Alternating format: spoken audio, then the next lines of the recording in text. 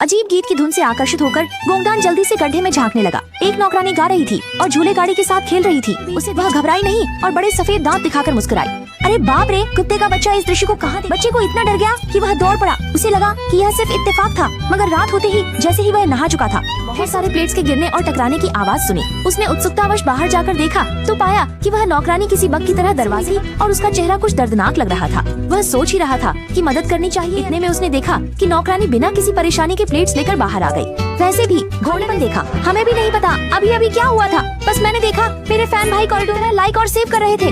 गौतम ने सारी रात सोचा, समझ नहीं आया। वह जाकर आया और पूछताछ की तो मकान मालिक, तुम छोटे बच्चे हो, ये न जानना ही अच्छा है। यह हुनर एक पूरी संतति पैदा कर सकता है। गौतम देख रहा था कि यहाँ कुछ नहीं सीख पाएगा, बेहतर है खुद से। तभी प्रबंधक ने उसे रोककर कहा, सावधान रहना, कहीं दोनों हाथ से कुछ न। लेकिन गोल्डन ने कुछ नहीं सुना। रात में गोल्डन नीचे खड़ा था, सोच रहा था इसे जीवन पर चर्चा करे। बड़ी मुश्किल से एक को रोका, लेकिन बहुत देर भी कुछ कहने की हिम्मत नहीं जुटा पाया, इसलिए उसे जाने दिया। दिन उसे उस गड्ढे में खेलने वाली बड़ी बहन की याद आई तो उसने आकर खेलने का सोचा। और चूंकि हमारी बड़ी बहन भी काफी अतः कुछ भी देखने के लिए तैयार है, बस हाथ में थोड़ा काम। जब गोल्डन ने देखा कि यह कितना सरल है, मैं कर दूंगा, इससे बड़ा काम तो कुछ नहीं है। गोल्डन अधीर हो गया और के समुद्र में कूद पड़ा। देखो बड़ी बहन कितनी खुश हो गई। गोल्डन को यह पता चला कि नौकरानी की स्कर्ट में कितनी पर। इसके बाद निर्देशक शूटिंग के लिए दौड़े। मैं यह नहीं कह सकता होती है, मुझे बायोलॉजिकल साइंस टेक्नोलॉजी पर चर्चा का समय चाहिए।